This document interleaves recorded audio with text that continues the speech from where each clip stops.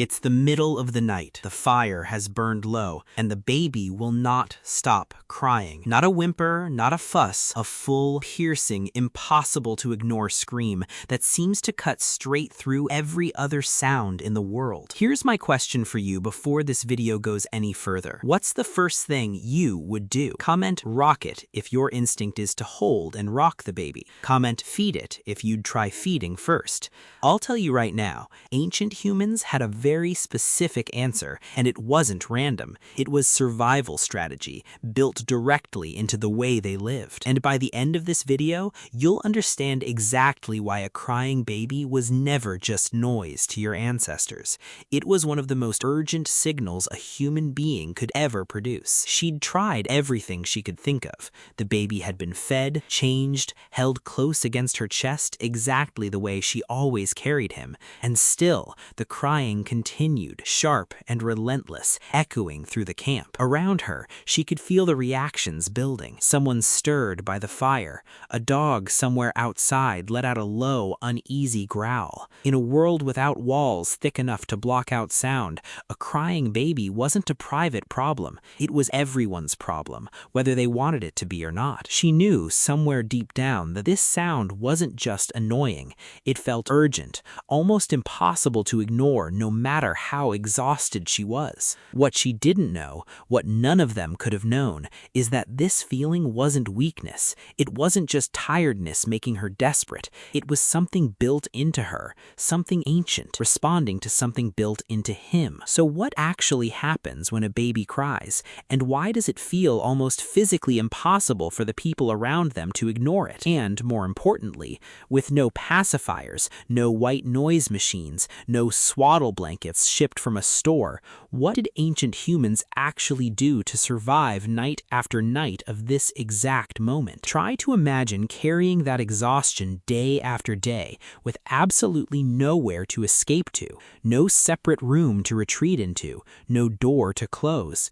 Just you, the baby, and a group of people who could hear every single cry. And underneath that exhaustion, something even heavier, fear. In the ancient world, a crying baby wasn't only uncomfortable to listen to, it could be genuinely dangerous. If a mother tried to carry a crying baby while foraging, the sound itself could risk attracting predators. Silence, in some circumstances, wasn't a luxury, it was safety. So every parent who ever lived with this sound wasn't just annoyed, they were caught in something far more primal, a signal their own body was almost incapable of ignoring, in a world where ignoring it could carry real consequences. Here's the first thing to understand. A baby's cry isn't a flaw in the system, it's the system working exactly as intended. Reason 1. Crying is a survival broadcast, not an accident. Human babies are born extremely helpless compared to other mammals. They cannot walk, cannot feed themselves, cannot defend themselves,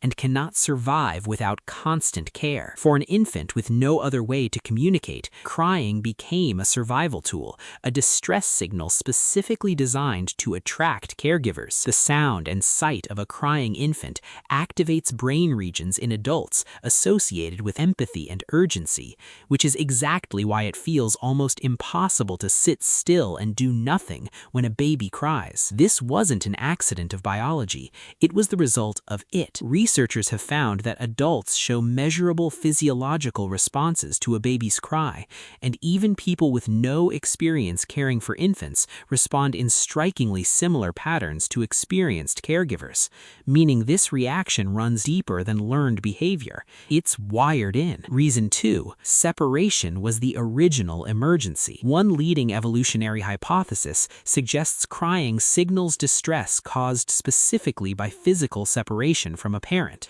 For most of human evolutionary history, infants were continuously carried by their mothers, and in that world, prolonged physical separation likely meant something far more serious than discomfort.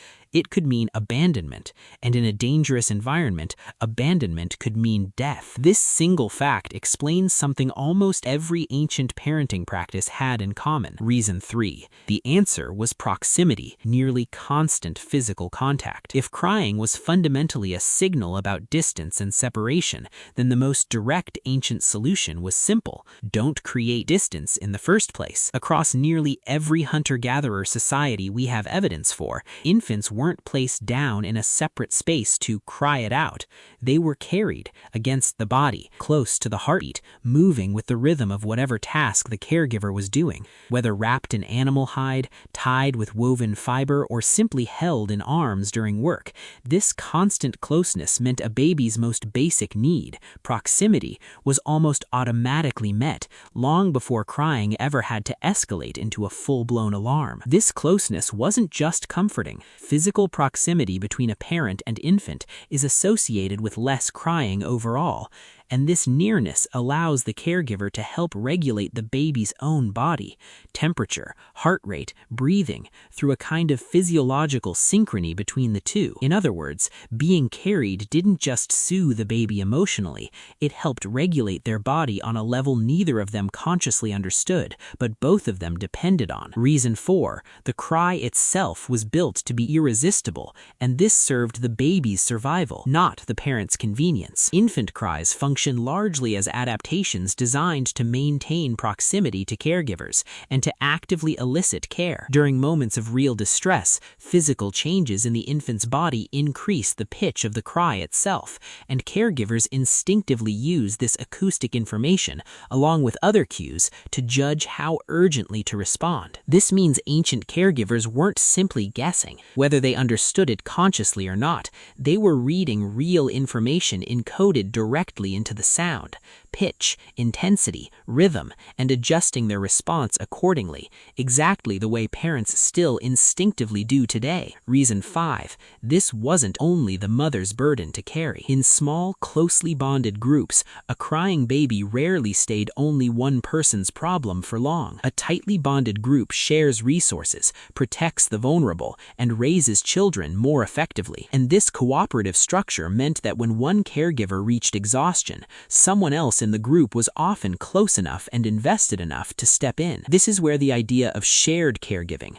what anthropologists sometimes call alloparenting, likely became essential to survival itself.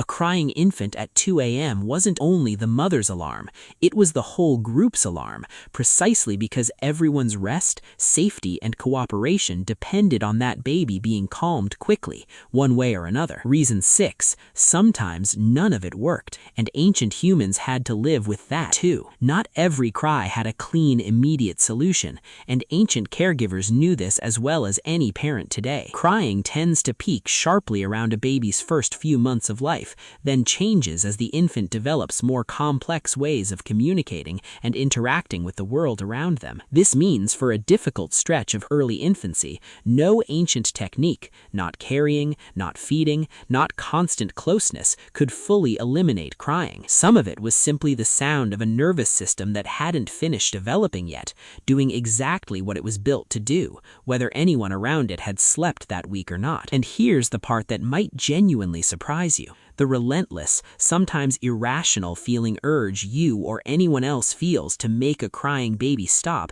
isn't a personal weakness. Parents are in a very real sense hardwired to feel an urgent need to soothe a baby's cries, and responding to that urge is itself part of how humans co-evolved with their own children to guarantee that this critical caregiving role actually gets fulfilled. So when a baby cries and it feels like your entire body is being pulled towards them, unable to ignore it, unable to relax until it stops, that isn't just modern parental anxiety.